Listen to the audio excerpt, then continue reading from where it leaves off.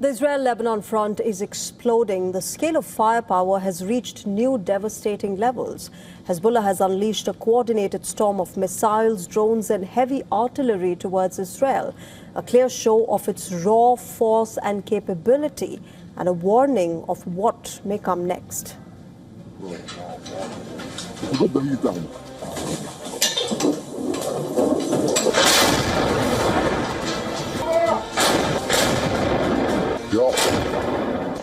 Hezbollah claims that it has struck multiple Israeli military targets in the recent hours. One of the key attacks targeted was an Israeli army gathering at Hammam's Hill, south of Khiam. Another missile barrage that the group claims hit the Kfar Giladi air artillery site, while a swarm of drones was launched at the Ras al-Nakura site along the northwestern border.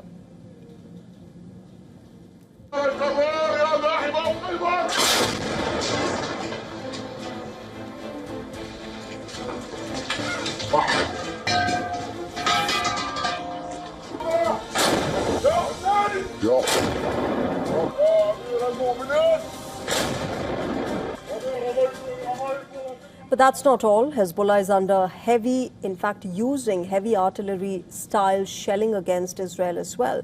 Visuals released by the group show artillery guns in active use. The use of such weapons reflects both Hezbollah's range and the heavy combat capability of the group.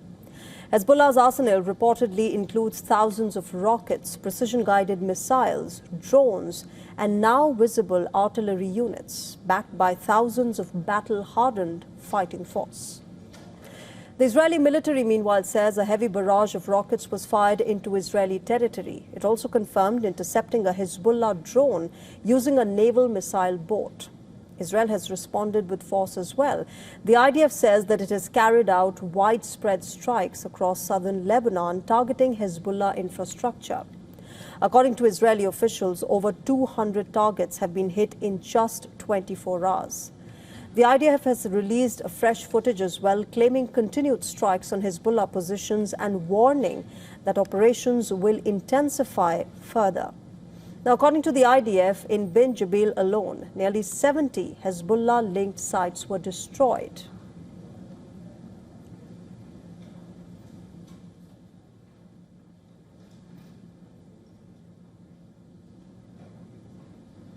Lebanon, meanwhile, accuses Israel of crippling its infrastructure. A key bridge linking southern Lebanon to the rest of the country has been completely destroyed.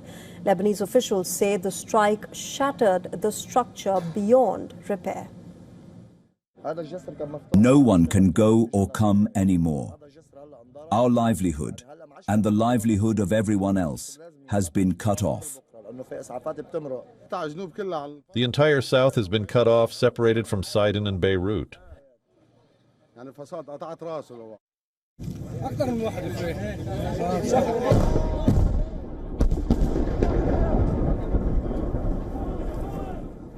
Explosions rocked southern Lebanon's Nabathie, and Israeli strikes on the area continued as thick plumes of smoke billowed. An Israeli strike on a vehicle along the Beirut-Damascus highway killed at least one person. Visuals showing the aftermath of the strikes, with the vehicle practically destroyed beyond recognition. And even as the battlefield burns, diplomacy is now struggling to take hold. Earlier today, the U.S. President Donald Trump said the talks between Israel and Lebanon will take place on Thursday, that's today, offering what he calls a chance to get a little breathing room. A member of Israeli Prime Minister Benjamin Netanyahu's Likud party also later confirmed this, that the rare talks between Netanyahu and Lebanese President Joseph Aoun, which is the first in decades, will happen. But a short while ago, reports claimed that the Lebanese president had declined to hold the talks, with Lebanese officials claiming that they have informed America that they weren't ready to take that step at this stage until a ceasefire between Israel and Hezbollah is reached. Now remember, Hezbollah has been urging Lebanon to pull out of the talks with Israel. Direct negotiations with the enemy are a grave error and a major fall from grace for the Lebanese authorities. In the latest, in a post on social media, the Lebanon government confirmed a phone call did take place between Trump and the Lebanese president. where the Lebanese president thanked Donald Trump for the ceasefire efforts. While an Israeli source said to Reuters, the media agency, that a ceasefire in Lebanon could be announced as soon as tonight. Now, this war between Israel and Hezbollah, which started on the 2nd of March this year, has claimed the lives of more than 2,100 people in Lebanon, leaving more than 1.2 million people displaced, while at least 2 Israeli civilians and 13 Israeli soldiers have reportedly died in Hezbollah-linked attacks. Well, shifting our focus now to the Russia-Ukraine war, at least 19 people are dead and 98 injured in one of the fiercest overnight barrages in recent weeks in Ukraine, as missiles and drones tore through cities. And as the attacks intensify, Ukraine's air shield is running dangerously thin. Our next report gets you more.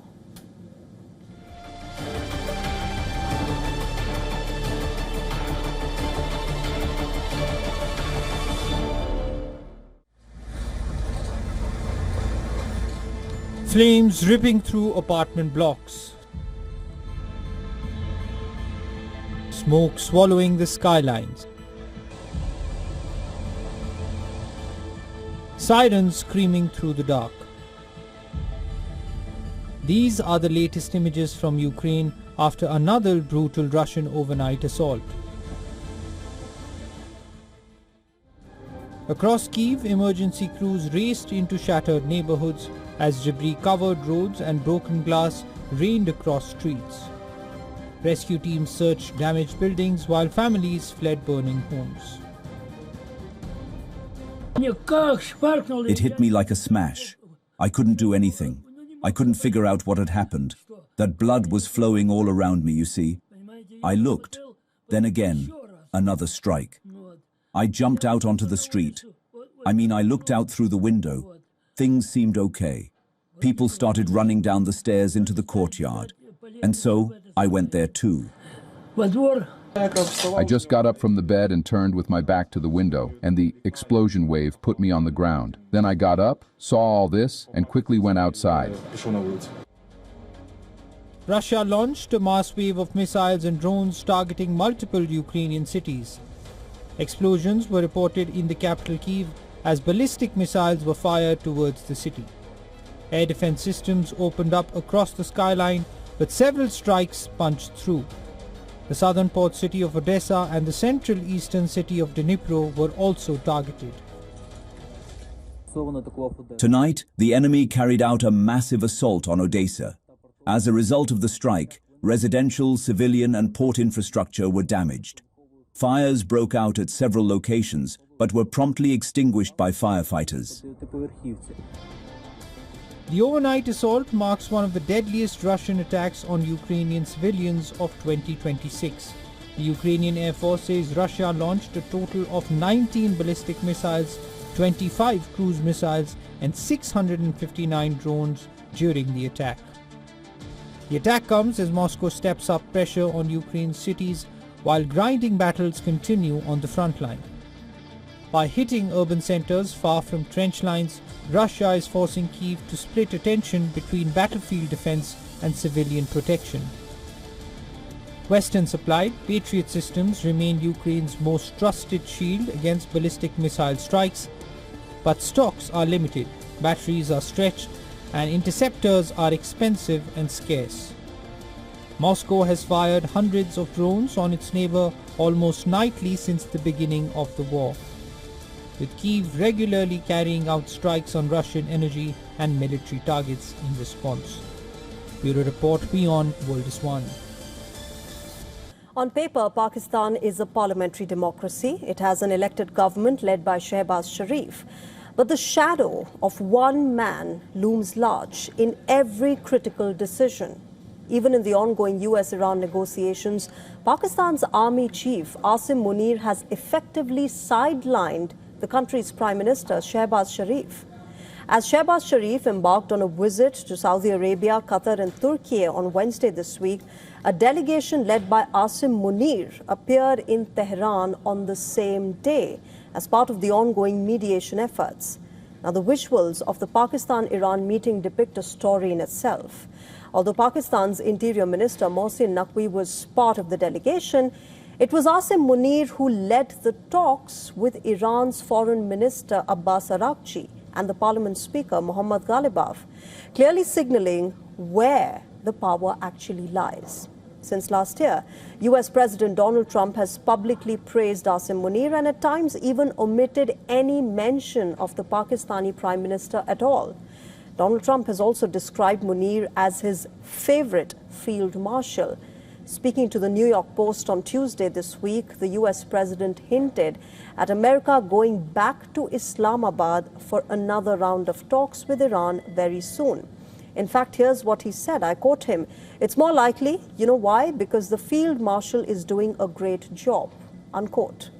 Now, as per Iranian state media, Asim Munir is set to visit Washington, D.C. on the 17th of April, following his return from Tehran to restart the stalled talks. On the other hand, Shehbaz Sharif seems to be playing second fiddle to Munir, with clearly no visible diplomatic role.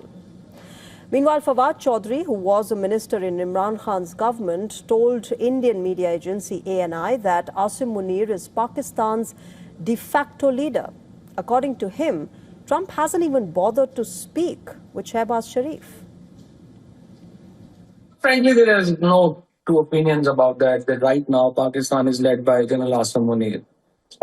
He is the de facto leader of Pakistan, and actually the decision making right now is with Army Chief, the Field Marshal or CDF. Now, the United States has backed Pakistan's military dictators for decades, whether in the name of curbing communism in the region or fighting terrorism. For instance, remember the US and Pakistan enhanced their military ties after Field Marshal Ayub Khan took over as the president back in 1958. Similarly, American aid to Pakistan increased during Zia-ul-Haq's rule after the Soviet invasion of Afghanistan in 1979. In fact, America also supported General Musharraf, who had staged a coup to oust Nawaz Sharif in 1999, as he extended support to its war on terror post the 9/11 attack. Now, what makes Asim Munir's situation unique is that he hasn't formally assumed the reign of power in Pakistan. While his predecessors had access to the Pentagon, he's the first army chief in a civilian government to have been hosted by the White House for a meeting in the Prime Minister's absence. However, the US had a rather interesting explanation for the Munir-Trump meeting that took place in June last year. White House spokesperson Anna Kelly said that Donald Trump hosted Munir as he called for the US president to be nominated for the Nobel Peace Prize. Addressing businessmen earlier this year, Shehbaz Sharif himself admitted that the country is being run through a hybrid regime. He also conceded that many of Pakistan's pressing issues could not have been solved without Asim Munir's help. While Munir was sacked as the ISI chief by Imran Khan in June 2019, barely 8 months into his tenure, his fortunes turned after Imran Khan was ousted as the country's prime minister in 2022. Then in November that year, Munir was appointed as the army chief for a period of 3 years. 2 years later, the Pakistan government amended its laws to increase the tenure of all 3 service chiefs to 5 years. In May last year, he was promoted as the field marshal despite Pakistan suffering a humiliating setback in Operation Sindoor. But this was not all. Munir's powers increased manifold. In November last year, when Pakistan's parliament passed the 27th constitutional amendment. As a result, he became the country's first chief of defense forces, getting control over the Air Force and the Navy as well. In fact, he also got lifetime immunity from criminal prosecution in his capacity as the field marshal. Now, his original tenure, remember, was reset after his appointment as the CDF, and therefore he will now retire in 2030 and will be eligible for a 5-year extension, potentially extending his career till 2035. Asim Munir, remember, is also facing criticism domestically in the wake of glaring concerns over irregularities in the 2024 general elections. In February this year, Khyber Pakhtunkhwa Chief Minister Sohail Afridi openly blamed Munir for manipulating the 2024 polls in favor of the PMLN and the PPP and of jailing former Prime Minister Imran Khan. Even as the United States is optimistic of a deal with Iran very soon, its military build-up, remember, continues unabated, with thousands of troops reaching West Asia soon. Tehran remains unfazed and has threatened U.S. of severe consequences. The U.S. troop size in this region, remember, already exceeds 50,000, with the arrival of commandos and soldiers from the 82nd Airborne Division. Now, reports are indicating that more forces are moving into West Asia, and this includes about 6,000 troops aboard the aircraft carrier USS George H.W. Bush and warships escorting it, as well as around 4,200 others on the Boxer amphibious-ready group. This comes amid reports that the Pentagon is still considering the possibility of additional strikes if the ceasefire does not continue. Just a few hours earlier, General Kane had stressed that American forces carrying out the blockade of the Strait of Hormuz will actively pursue any vessel attempting to provide material support to Iran. Vessels will be boarded for interdiction and seizure transiting to or from Iranian ports. Turn around or prepare to be boarded. If you do not comply with this blockade, we will use force. Similarly, the U.S. Secretary of War, Pete Hegseth, issued a dire warning to Tehran as well. He said that the U.S. military was locked and loaded to restart military operations in Iran if it doesn't agree for a deal. And for as long as it takes, we will maintain this blockade, successful blockade.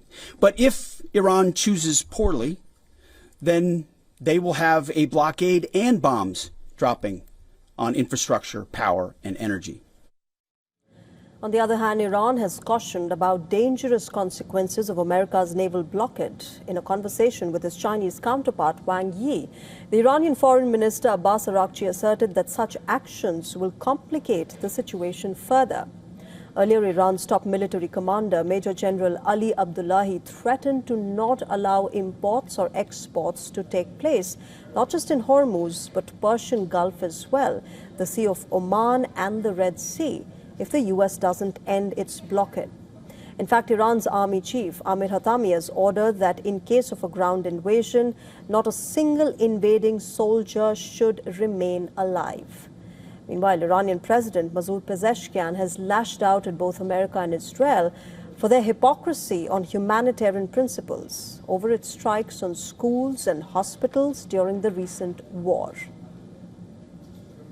When they attack schools and maternity wards in hospitals, they don't respect any humanitarian principles. It's shameful, and the world needs to see this.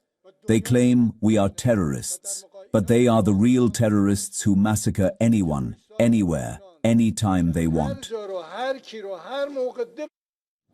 Now, as uncertainty remains over the future of the U.S.-Iran negotiations, it remains to be seen whether the ceasefire will continue beyond the 2-week timeline.